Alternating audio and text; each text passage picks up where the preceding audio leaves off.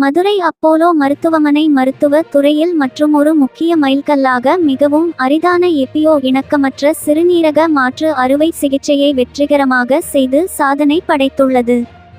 இதன் மூலம் தனித்துவமான மருத்துவ சேவையில் தன்னுடைய தலைமைத்துவத்தை மீண்டும் நிரூபித்துள்ளது.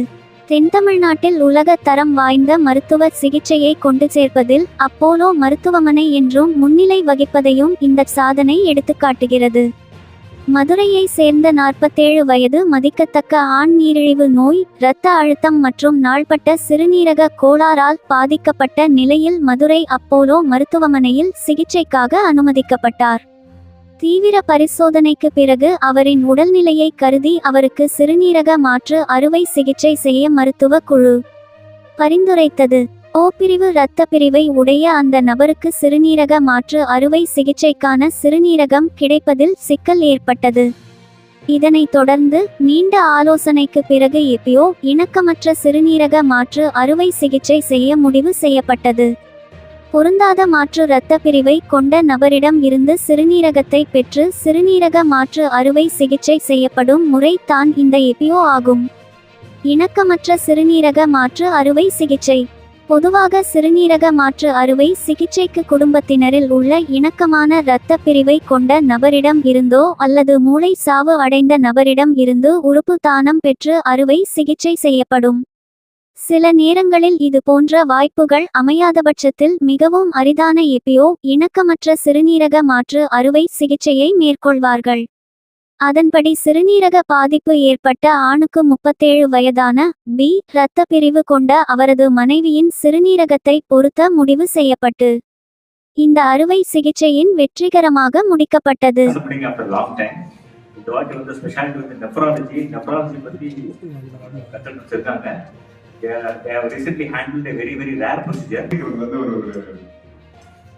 ஒரு புதுவிதமான ஒரு டிரான்ஸ்பிளான்ட், அதாவது நம்ம வந்து யூசுவலா நம்ம கிட்னி டிரான்ஸ்பிளான்ட் அப்படிங்கிறது வந்து நீங்க எல்லாருமே கேள்விப்படுற விஷயம் தான். எல்லா ஹாஸ்பிட்டலையும் ரொம்ப காமனா நடக்கிற ஒரு விஷயம். இன்னைக்கு நம்ம இங்க குடியிருக்கிறது ஒரு ஒரு புதுமை. நம்ம மருத்துவ உலகில் வந்து ரொம்ப அதிகமா நம்ம காணப்படாத ஒரு வகையான ஒரு டிரான்ஸ்பிளான்ட் நம்ம பண்ணியிருக்காங்க. அது ரவிக்குமார் அவங்க பேசுவாங்க. இது என்னன்னு கேட்டீங்கன்னா, யூஸ்வலா நம்ம இப்போ நீங்க கேள்விப்பட்டதெல்லாம் வந்து ஒரு டிரான்ஸ்பிளான்ட் பண்ணணும் அப்படின்னாக்க தானம் பண்றவங்களுக்கும் அதை ரிசீவ் பண்றவங்க 2 பேருக்கும் ஒரே வகையான ரத்த குரூப் இருக்கணும் அப்படிங்கிறது வந்து நமக்கு எல்லாருக்கும் தெரிஞ்ச விஷயம். இது எல்லாருக்குமே அமையுமா அப்படின்னு பாத்தீங்கன்னா, ஒரு சிலருக்கு வந்து அமையாமையும் போறதுக்கான வாய்ப்புகள் இருக்கு.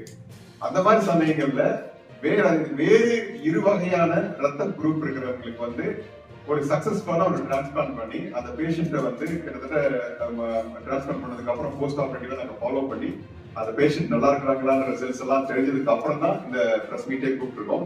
இது எதுக்காக வந்து பிரஸ் மீட் பாத்தீங்கன்னா, இது இந்த அவேர்னஸ் வெளியில போகணும். இந்த மாதிரியான ஒரு அட்வான்ஸ்மெண்ட் இங்க இருக்கு, நம்ம மதுரையில இது நடக்குது அப்படிங்கிறது நிறைய பேருக்கு தெரியாது. இதுக்கு இந்த மாதிரியான ஒரு உயரிய சர்ஜரி அப்படிங்கிறது தான் வந்து நம்ம சென்னையில அந்த மாதிரி பெரிய பெரிய நகரங்கள்ல தான் நடக்குது அப்படின்றது நம்ம நிறைய கேள்விப்பட்டிருப்போம்.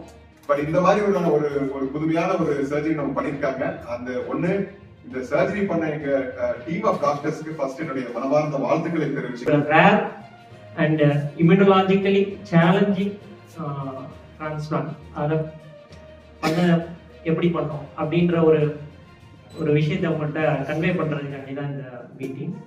ஸோ ஃபர்ஸ்ட் இந்த ஸ்லைட்ஸ் எல்லாமே நான் போடுறதுக்கு முன்னாடி பொதுவான ஒரு பொதுவான கேள்வி உங்கள்கிட்ட நான் இதை சொல்றேன். உதாரணத்துக்கு ஒரு ரத்த குரூப் உள்ள ஒரு நபருக்கு நம்ம பொதுவா அதே ரத்த குரூப் உள்ள ரத்தத்தை தான் ஏற்றுவோம். இதே ஒரு ரத்த குரூப் உள்ள ஒரு நபருக்கு ஒரு பி ரத்த குரூப் ரத்தம் ஏத்துனா என்ன ஆகும்? ஸோ அந்த உடல் ஏத்துக்காது. அந்த ரத்த குரூப்பை மாற்றி ரத்தம் ஏற்றுறோம்னா அந்த உடல் ஏற்றுக்காது. பேஷண்ட்டுக்கு அலர்ஜிக் ரியாக்ஷன்ஸ் வரலாம், ஹீமோலைசிஸ் வரலாம், ஏன் சிவியர் கண்டிஷன்ஸில் இறப்பு கூட ஏற்படலாம். ஒரு ரத்தம் மாற்றி ஏற்றுனா என்ன நடக்கும்? அதே தான் இப்போ ரத்த குரூப் மாற்றிய சிறுநீரகம் பொறுத்தினாலும் அதே இது நடக்கிறதுக்கு வாய்ப்பு இருக்கு. இன்ஸ்டண்ட்டாக அந்த கிட்னி ஆப்ரேஷன் டேபிள்லேயே கருத்து போயிடும், அது வேலை செய்யாது. சில சமயம் அந்த வைத்த கிட்னியை எடுத்து நம்ம வெளியே எடுக்க வேண்டிய ஒரு துரதிர்ஷ்டம் ஏற்படலாம், ப்ளஸ் பேஷண்ட்டோட உயிருக்கே கூட ஆபத்து ஏற்படலாம். நம்ம மெயினாக வந்து நம்ம சொசைட்டிக்கு வந்து கொடுக்க வேண்டியது தான் டோனர் பூலை கூட்டுறோம் இந்த இன்காம்பேட்டபிள் டிரான்ஸ்பிளான்ட். மேபி ஒரு doctor Arun Prasad, kidney specialist, Apollo speciality hospital மதுரையிலேருந்து பேசுகிறேன். இன்றைக்கி நம்ம வந்து ஒரு ரேரான இம்யூனலாஜிக்கலி ரிஸ்கியான ஒரு டிரான்ஸ்பிளான்ட் சர்ஜரி நம்ம பண்ணியிருக்கோம். இந்த பேஷண்ட்டை பொறுத்தவரையும் இந்த பேஷண்ட்டோட ரத்த குரூப் வந்து ஓ குரூப். இவங்க பேஷண்ட் நமக்கு டிரான்ஸ்பிளான்ட் பண்ணுறதுக்காண்டி வந்திருந்தாங்க. இவங்க ஃபேமிலியில் ஒரே லைவ் டோனர் அவைலபிள் வந்து பி குரூப், அவரோட மனைவி அவங்க மட்டும்தான் இருந்தாங்க. இவங்களுக்கு நம்ம பரிசோதனை பண்ணி பார்க்கும்போது இவங்களோட பி ஆன்டிபாடி டைட்டர் மிக அதிகமாக இருந்தது. அதை நம்ம ஸ்பெஷலான ப்ரொசீஜர்ஸ், பிளாஸ்மா ஃபெரசிஸ் மற்றும் சில மெடிகேஷன்ஸ் மூலியமாக அந்த ஆன்டிபி, அந்த எதிர்ப்பு சக்தி ஆன்டிபாடியை ஓரளவுக்கு நல்லா குறைச்சி சர்ஜரி அன்னைக்கு அதை ரொம்ப கம்மியாக வச்சு நம்ம வெற்றிகரமாக நம்ம அப்போலோ ஹாஸ்பிட்டலில் இந்த சர்ஜரியை பண்ணியிருந்தோம். ஸோ அவர் ஆப்ரேஷன் பண்ண 4வது நாளே அவரோட கிரியாட்டினின் அளவு வந்து நார்மலாக வந்துருச்சு. டோனரை வந்து நாங்கள் 5வது நாள் டிஸ்சார்ஜ் பண்ணிட்டோம். அதே மாதிரி பேஷண்ட் அவரையுமே 7வது நாள் நார்மல் கிட்னி ஃபங்க்ஷன் பிளட் பேராமீட்டர்ஸோட டிஸ்சார்ஜ் பண்ணிட்டோம். ஸோ இது வந்து ரொம்ப ஒரு ரேரான சர்ஜரி மட்டும் இல்லாமல் குவைட் காம்ப்ளிகேட்டட், இம்யூனலாஜிக்கலி ரிஸ்கியான ஒரு சர்ஜரி. அதை நம்ம வெற்றிகரமாக அப்போலோ ஹாஸ்பிட்டல் மதுரையில் நம்ம அதை பண்ணோம். பேஷண்ட்டுக்கு வந்து அவர் வெளியில் சாப்பிட்றத முடிஞ்ச வரையும் தவிர்த்துக்கிறணும். பேஷண்ட்டுக்கு வயிற்றால் இந்த மாதிரி லூஸ் மோஷன் ஆகிடாமல் பார்த்துக்கிறணும். ஏன் அப்படின்னா நம்ம கொடுக்கக்கூடிய மாத்திரையோட அளவு வந்து ரத்தத்தில் சீர் இல்லாமல் போயிடும். ஸோ அதனால் முடிந்தவரை நம்ம வெளியே சாப்பிட்றத ரெக்கமெண்ட் பண்ணுறதில்ல. மித்தபடி அவர் தண்ணி வந்து ஒரு நாளைக்கு 4லிருந்து 5 லிட்டர் வரையும் குடிக்கலாம். உப்பு அளவு இப்போது வந்து முன்னளவுக்கு இல்லை, ஓரளவுக்கு நார்மலாக சாப்பிட்டுக்கலாம்.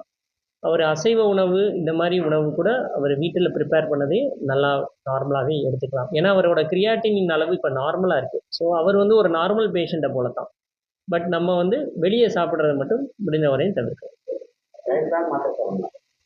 இப்போ வந்து நம்ம ஆரம்பிக்கிறப்போ இப்போ அவரோட மனைவி வந்து வேற ஒரு ரத்த குரூப்பு, இவர் வேற ரத்த குரூப். அவங்களோட ஹெச்எல்ஏ டைப்பிங் வேறு, இவரோட ஹெச்எல்ஏ டைப்பிங் வேறு. ஸோ அப்படி இருக்கும் பட்சத்தில் அந்த அவங்களோட சிறுநீரகம் இவர் உடம்புக்குள்ளே வந்து இவரோட உடம்புக்குள்ளே நார்மலாக வேலை செய்வதற்கு கண்டிப்பாக மாத்திரையை வந்து ரெகுலராக அவர் எடுக்கணும்.